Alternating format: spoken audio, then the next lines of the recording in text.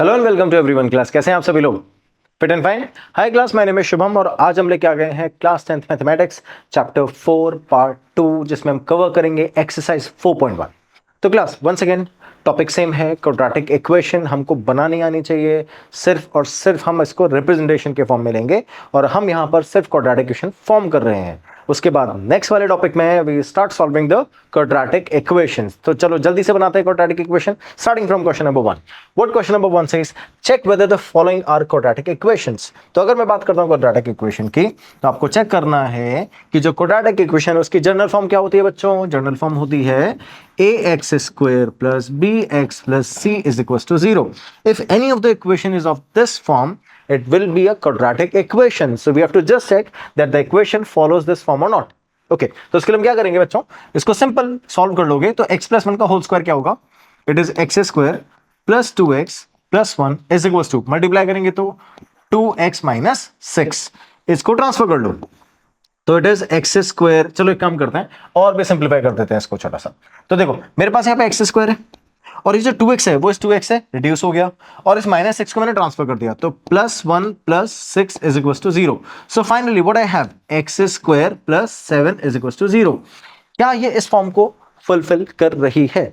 बिल्कुल कर रही है सर, इसमें x तो है ही नहीं। कोई बात नहीं बच्चों, ध्यान से देखो, जो क्वाड्रेटिक इक्वेशन है वो इस फॉर्म में होनी चाहिए, उसमें वेरिएबल सेम हो, है ना, पूरी इक्वेशन, और जो हाईएस्ट पावर है वो 2 होनी चाहिए। दोनों कंडीशन सेटिस्फाई कर रही है, बट इसमें x नहीं है। कोई बात नहीं, जनरल फॉर्म हम बना सकते हैं। क्वाड्रेटिक इक्वेशन है तो जनरल फॉर्म हम बना सकते हैं। कैसे बना सकते हैं? देखो, क्या मैं इसको लिख सकता हूं X square plus 0x plus 7 is equal to 0। बन गई ना क्वाड्रेटिक इक्वेशन। आप याद करो, जो जनरल इक्वेशन थी उसमें कंडीशन साफ साफ ये बोल रहा था कि ए की वैल्यू 0 नहीं होनी चाहिए, ए के अलावा किसी की भी हो सकती है ना। आप ये नहीं बोल सकते कि सर ऐसे तो मैं 0x स्क्वायर भी लिख सकता हूं, नहीं लिख सकते, क्योंकि साफ साफ बोल रहा है कि ए की वैल्यू 0 नहीं होनी चाहिए। That means the coefficient of X square should not be equal to 0। B और सी 0 हो सकते हैं, समझ गए? तो अगर मैं सिर्फ लिख रहा हूं X square is equal to 0 तो ये भी एक क्वाड्रेटिक इक्वेशन है ना, कंफ्यूज मत होना। आगे चलते हैं बच्चों। तो जो आपको गिवन कंडीशन थी वो क्या थी? क्या वो क्वाड्रेटिक बना रही है? बिल्कुल बना रही है। It is X square plus 7। This is our final answer. Next, X square minus 2x is equal to minus 2 multiply by 3 plus X. Solve करेंगे तो X square minus 2x is equal to, multiply करेंगे तो it is minus 6 and minus minus plus 2x। समझ गए बच्चों? आगे चले तो अब ध्यान से देखना, ट्रांसफर कर लेते हैं। It is X square minus 2x plus 6 is equal to 0। तो अब पॉजिटिव 2x इधर आएगा तो नेगेटिव 2x, माइनस 6 इधर आएगा तो प्लस का 6। आगे सॉल्व करते हैं तो it becomes X square minus 4x plus 6 is equal to 0। क्या बनेगा बच्चों? ये बनेगा X square minus 4x, X square minus 2 minus 4x plus 6 is equal to 0। क्या ये क्वाड्रेटिक इक्वेशन की फॉर्म बना रही है? बिल्कुल। ax square plus bx plus c बिल्कुल बना रही है। अगर बना रही है तो ये क्वाड्रेटिक इक्वेशन है, तो आप लिखोगे it is a quadratic equation। ठीक है, दैट्स इट, सॉल्व कर लिया हमने। आगे चलते हैं। नेक्स्ट क्या बोल रहा है? x minus 2 multiply by x plus 1। Simple, multiply करना है तो it is X square minus 2 को मल्टीप्लाई करेंगे तो माइनस 2x, फिर x को 1 से मल्टीप्लाई करेंगे x, then minus 2 is equal to, multiply करेंगे तो X square minus x plus 3x minus 3। ठीक है, अब ध्यान से देखना, क्या यहां पर एक्स स्क्वायर से एक्स स्क्वायर रिड्यूस हो सकता है? बिल्कुल हो सकता है। Minus 2 plus it is minus x minus 2 is equal to 3 minus 1, that's 2x minus 3। ठीक है, आगे चलते हैं। तो अब माइनस एक्स को ट्रांसफर कर देंगे और 3 को, दोनों को ट्रांसफर कर देते हैं। चलो, तो यहां तो मेरे पास 0 आ जाएगा, इधर से क्या आएगा बच्चों? 2x minus 3 plus x plus 2, 2 plus 3x minus 3 minus 1, तो 3x minus 1 is equal to 0। क्या ये क्वाड्रेटिक इक्वेशन है? बिल्कुल नहीं, एक्स स्क्वायर तो है ही नहीं, है ना। दैट मींस किस टाइप की फॉर्म है? ये है 0x square plus 3x minus 1। और साफ साफ बोला था क्वेश्चन में कि आपके पास जो एक्स स्क्वायर का कोएफिशिएंट है that is a, it should not be equal to 0। अगर ये a की वैल्यू 0 हो गई है तो not be a quadratic equation. Clear? क्योंकि कंडीशन ही फुलफिल नहीं कर रही है। समझ गए बच्चों? तो it is not a quadratic equation. आपको ये रिप्रेजेंट करके दिखाने की जरूरत नहीं है। समझ गए? आगे चले। चलो, नेक्स्ट वाला पार्ट क्या बोल रहा है? x minus 3 multiply bye 2x plus 1। Multiply करते हैं 2x स्क्वायर माइनस 3 2 जा 6x। मैं 6 को अच्छे से लिख देता हूं so you will not get confused। चलो, इसको मल्टीप्लाई करो तो x multiply by 2 2x square, -3 को मल्टीप्लाई किया 3x, -3 को 1 से मल्टीप्लाई करेंगे तो -3 और 3 को 2 से मल्टीप्लाई, -3 को और x को 1 से मल्टीप्लाई करेंगे तो x। ठीक है, ध्यान से देखो, x को मल्टीप्लाई किया 2x से 2x स्क्वायर, -3 को मल्टीप्लाई किया तो 6, फिर x को 1 से मल्टीप्लाई किया x, -3 को 1 से मल्टीप्लाई किया -3। क्लियर? चलो आगे चलते हैं। इधर देखो x को ऐसे किया तो x स्क्वायर प्लस 5x। कोई कंफ्यूजन है बच्चों? अब जो भी डेटा उधर है RHS में ट्रांसफर कर दो इधर, तो क्या बनेगा 2x स्क्वायर, इधर से -6 + 1 -5, -3 -x स्क्वायर और माइनस का 5x इज इक्वल टू 0। ठीक है, चलो -5x -10x +2 -1 x square -3 as it is. और कुछ है क्या डेटा? नहीं गिवन है ना, तो ये बन गई अपनी x square -10x -3। It is a quadratic equation. समझ गए बच्चों? कोई प्रॉब्लम है? सिंपल, आप सॉल्व कर, अपने आप सॉल्व करके जाओगे, जैसे आप आंसर निकालोगे खुद ही पता चल जाएगा क्वाड्रेटिक इक्वेशन है या नहीं है। ठीक है, समझ गए?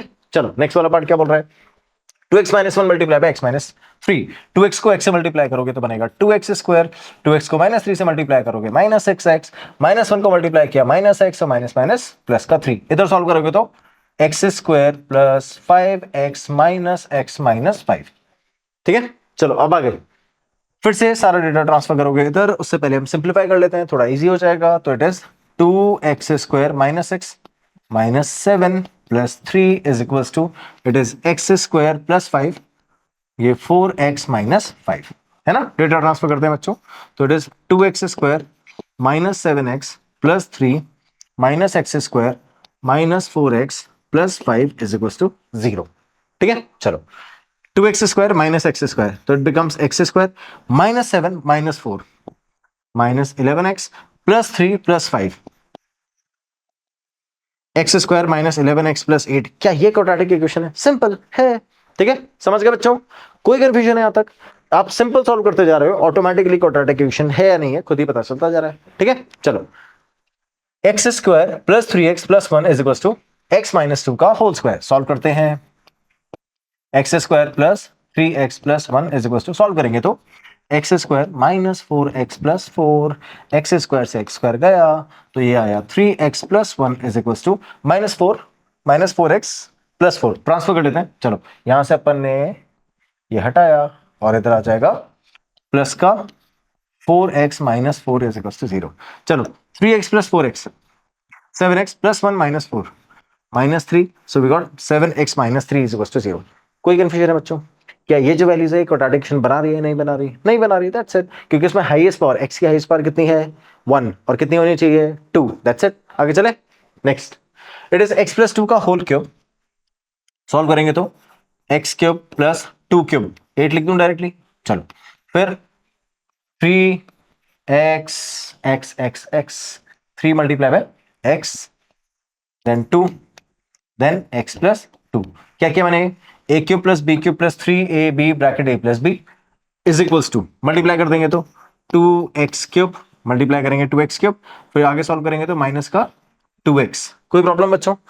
2x को x स्क्वायर से मल्टीप्लाई किया 2x क्यूब, 2x को -1 से मल्टीप्लाई किया 2x। ठीक है, आगे सॉल्व करते हैं। इसको सॉल्व करेंगे तो we'll have x cube over here plus 8x as it is, 3 2s are 6x, 6x multiply by x plus 2 is equal to same ही है। चलो सॉल्व कर लें, फिर is x cube plus 8 multiply करेंगे तो 6x स्क्वायर प्लस 12x। इस data को इधर ट्रांसफर करते हैं तो माइनस का 2x क्यूब प्लस का 2x is equal to 0।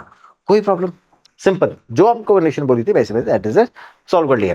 x square -2x, x cube -2x cube minus X cube plus 8 और कुछ भी नहीं है तो plus 8 as it is, last में लिख देते हैं। X square, do we have X square term available? No, leave it as it is. 6x square, do we have 12x here and then 2x, it's become 14x is equals to 0। तो अपने पास final condition क्या है बच्चों? ये है अपने पास -x cube plus 6x square plus 14x plus 8 is equal to 0। क्या ये क्वाड्रेटिक इक्वेशन है? नहीं है, क्यूबिक इक्वेशन है। मैक्सिमम पावर 3 है, मैक्सिमम पावर कितनी होनी चाहिए 2 से ज्यादा पावर नहीं होनी चाहिए क्वाड्रेटिक में, यहाँ पर है। अगर है तो क्या बन जाएगा ये क्यूबिक। क्वाड्रेटिक पूछा था, क्वाड्रेटिक है क्या? नहीं है, तो it is not a quadratic equation. Simple, आगे चलें। नेक्स्ट वाला पार्ट देखो क्या बोल रहा है। X cube -4x square -x plus 1, और इधर सॉल्व करेंगे अपन x माइनस 2 का whole cube, so it is X cube minus 8 minus 3x 2x minus 2। ठीक है, चलो सॉल्व करते हैं। तो X cube will remain as it is minus 4x square minus x plus 1 is equal to X cube minus 8, आगे solve करेंगे तो 3 2 6x minus 6x square, ये 6x है, x से मल्टीप्लाई करेंगे 6x स्क्वायर, माइनस माइनस हो गया plus, 6x को इससे मल्टीप्लाई करेंगे तो 12x। ठीक है, आगे चले, x क्यूब से x क्यूब उड़ गया, 4x square and 6x square, let's transfer all the data over here, so it is 4x square minus x plus 1 is equals to, okay, I'm going to transfer it over here. Let's place all the values first. So it's minus 6x square, इधर आएगा तो बच्चों plus का 6x square plus 8 minus 12x is equals to 0। अब देखो, minus का 4 plus का 6 plus का 2x square minus x minus 12 minus 13x plus 1 plus 8 plus 9 is equal to 0। तो हमारे पास में फाइनल आंसर आया है 2x स्क्वायर। मैं पॉजिटिव लगाऊं या नहीं लगाऊं कोई फर्क नहीं पड़ता, हटा देते हैं। चलो, तो it is 2x square minus 13x plus 9 is equal to 0। क्या ये क्वाड्रेटिक इक्वेशन है बच्चों? बिल्कुल है। स्टार्टिंग में आपको क्यूबिक दिख रही थी, बट वो क्यूबिक फॉर्म जो x क्यूब दोनों साइड थी वो सॉल्व हो गया, रिजॉल्व हो गया। तो finally I have 2x square minus 13x plus 9 और ये क्वाड्रेटिक इक्वेशन बन गई है। कोई प्रॉब्लम बच्चों, रिप्रेजेंट कर दिया है कैसी क्वाड्रेटिक इक्वेशन होती है और फाइंड आउट कर लिया है कौन कौन सी वैल्यूज क्वाड्रेटिक इक्वेशन में है और कौन सी नहीं है। ठीक है, चलो अब आगे चलें। देखो नेक्स्ट क्वेश्चन क्या बोल रहा है। Next question says that represent the following situation in the form of quadratic equation. So we got a level here, है ना। कौन सा लेवल का क्वेश्चन है? ये है अपने पास में वर्ड प्रॉब्लम, जिसपे अपन क्या करेंगे, इसमें से अपन कंडीशन को आइडेंटिफाई करेंगे और उनको मॉडिफाई करके चेक करेंगे क्या वो क्वाड्रेटिक इक्वेशन बना रही है या नहीं बना रही। तो क्या करना है, देखो फर्स्ट क्वेश्चन बोल रहे हैं the area of a rectangular plot. So first will draw a rectangle. So let's say this is the rectangular plot। क्या बोल रहा है उसमें, the area of a rectangular plot is 528। तो इसका एरिया कितना है बच्चों? इसका एरिया है 528। आगे चलते हैं। The length of the plot in meters is 1 more than twice its breadth। Okay, इसकी जो लेंथ है, ये लेंथ है, it is 1 more than twice the breadth। ये breadth मान लेते हैं b। तो जो लेंथ की कंडीशन है वो क्या है? लेंथ की कंडीशन है it is 1 more than twice the breadth। 1 ज्यादा है किससे? 2 times of the breadth से। ये कंडीशन है अपने पास में, है ना। Twice the breadth, we need to find the length and the breadth of the plot। अगर लेंथ और ब्रेथ फाइंड करनी है तो क्या कंडीशन गिवन है हमको? एरिया गिवन है, तो एरिया की इक्वेटी करेंगे। तब ध्यान से देखो, we know that area of a rectangle is length multiply by breadth. ठीक है, अब जो ब्रेथ की लेंथ की कंडीशन है वो यहां प्लेस कर देते हैं। तो क्या बनेगा बच्चों? 2b plus 1 multiply by b gives us area which is 528। अब इसको सॉल्व करते हैं। कैसे सॉल्व करेंगे? देखो 528 is equals to 2b plus 1 multiply by b। ठीक है, क्या गिवन है? जो लास्ट वैल्यूज थी अपने पास में कैसी थी? 528 is equals to 2b plus 1 multiply by b। Same values मैंने यहां रखी है, सिर्फ b को मल्टीप्लाई कर देंगे। तो क्या बन जाएगा? 2b square plus b multiply करेंगे, ये बनेगा, और इज इक्वल्स टू 528 को उधर ट्रांसफर कर देते हैं। तो माइनस 528 इज इक्वल्स टू 0। क्या आगे और सिंप्लीफाई कर सकते हो इस इक्वेशन को? फैक्टराइज नहीं, सिंप्लीफाई कर सकते हो क्या? नहीं कर सकते ना सिंप्लीफाई। देखो this is the final answer. तो अपने ये अपना क्वाड्रेटिक इक्वेशन आ गई है जो आपको ब्रेथ निकाल के दे सकती है ना। अगर आप फैक्टराइज करोगे तो ब्रेथ आ जाएगी, और ब्रेथ का यूज करके आप इधर से जो लास्ट वाली कंडीशन थी, यहां से इस वाली कंडीशन से ब्रेथ यहां प्लेस करके लेंथ निकाल सकते हो। तो this is the quadratic equation by which you can find out length and breadth. तो आपको रिप्रेजेंट करना था, सिर्फ आपने रिप्रेजेंट कर दिया क्वाड्रेटिक इक्वेशन में। This is the final answer. समझ गए बच्चों? आगे चलें। Next, the product of the two consecutive positive integer. सबसे पहली बात तो कंसेक्यूटिव पॉजिटिव इंटीजर्स क्या होता है? जैसे फॉर एग्जांपल 3 4 4 5 6 7 9 10, है ना, ये पॉजिटिव इंटीजर्स है आपके पास, और ये कंसेक्यूटिव भी हैं। कंसेक्यूटिव कौन से? जो एक के बाद एक आते हैं, जैसे 6 के बाद 7, 7 के बाद 8, 9 के बाद 12, 9 के बाद 10, है ना। तो ये कंसेक्यूटिव इंटीजर्स है। तो इनमें डिफरेंस क्या होता है? इन कंडीशन ये कि इन दोनों के बीच में डिफरेंस होता है 1 का। तो अगर मान लो मैंने सॉल्यूशन पे आते हैं, let the numbers be x and x plus 1। क्योंकि क्वेश्चन बोल रहा है कि ये कैसे हैं? कंसेक्यूटिव है। तो अगर एक x होगा तो एक x प्लस 1 मतलब उसके जस्ट नेक्स्ट वाला नंबर होगा। तो अब क्या करेंगे अपन? इन दोनों का प्रोडक्ट, साफ बोल रहा है the product of the two consecutive number positive integer is 306। तो x multiply by x plus 1 कितना होना चाहिए बच्चों? ये होना चाहिए 306। मल्टीप्लाई कर देते हैं तो ये बनेगा x square plus x minus 306 is equal to 0। ये बन गई अपनी quadratic equation which will help you to find out x, और अगर x आया तो +1 करके x + 1 भी आ जाएगा, देन वी आर डन। कोई कंफ्यूजन? इतने सिंपल क्वेश्चन है, ठीक है, क्योंकि अभी हम सिर्फ क्वाड्रेटिक इक्वेशन फॉर्म कर रहे हैं। The moment we have started solving the quadratic equation then the length goes on. ठीक है, आगे चलते हैं। Rohan's mother is 26 year older than him. Okay, ये रोहन है और ये रोहन्स मदर है। ठीक है, तो रोहन की एज बच्चों अगर मैंने x मान ली तो रोहन की मदर की एज कितनी होगी? x + 26, because Rohan's mother is 26 year older than him. तो अगर रोहन की एज x है तो रोहन की मदर की age x + 26। The product of the ages 3 years from now will be 360। तो उन दोनों की जो एजेस हैं आफ्टर 3 years क्या हो जाएगी? इसकी हो जाएगी x + 3 और उसकी मदर की एज हो जाएगी x + 26 + 3 which in turns becomes x + 29। तो ये रोहन की मदर की एज और ये रोहन की एज, ठीक है, ये दोनों आ गए अपने पास में। We would like to find out the Rohan's present age। अब इस एज को फाइंड करने के लिए आपको क्या करना पड़ेगा? इक्वेशन बनानी पड़ेगी और उसके लिए कंडीशन चाहिए। And their age product of साफ साफ दे रखा है, product of their ages 3 years from now is 360। ठीक है, तो दोनों के एजेस का प्रोडक्ट, तो अगर इसकी एज आ गई है x + 3 और सेकंड एज आ गई है x + 29, तो इन दोनों का प्रोडक्ट कितना होना चाहिए बच्चों?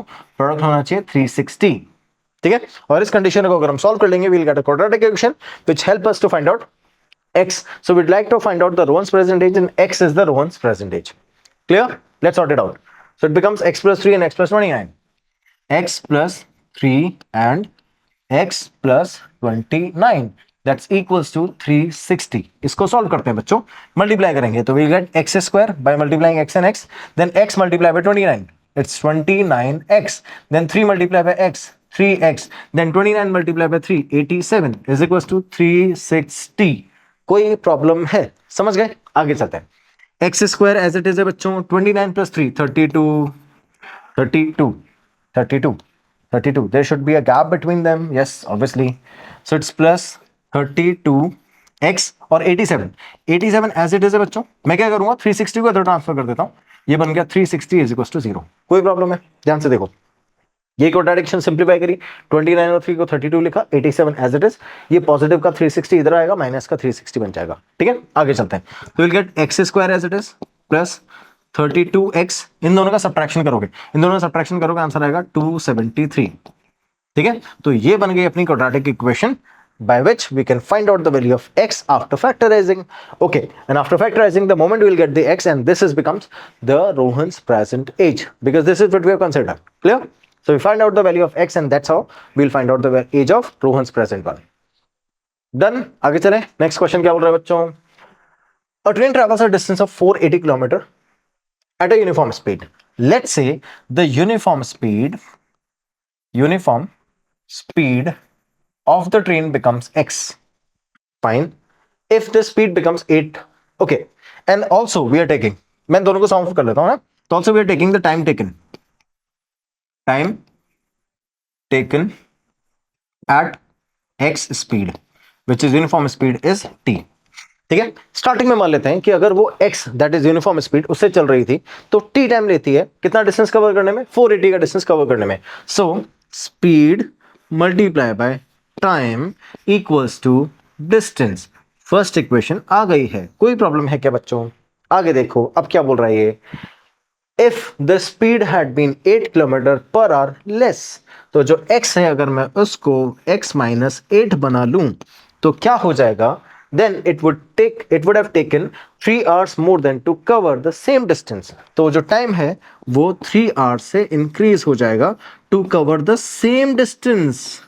कोई प्रॉब्लम है क्या? अब देखो क्या बोल रहा है, we need to find the speed of the train. अब इसके लिए आपको क्या करना है? यहां से क्वाड्रेटिक इक्वेशन बनानी है, तो क्या करोगे? मल्टीप्लाई कर लेते हैं x और t, तो आ जाएगा xt, है ना, यहां से आएगा माइनस का 8t, इसको मल्टीप्लाई करेंगे तो x को 3 से विल गेट 3x और 8 3 24 माइनस 24 इज इक्वल्स टू 480। कोई प्रॉब्लम है?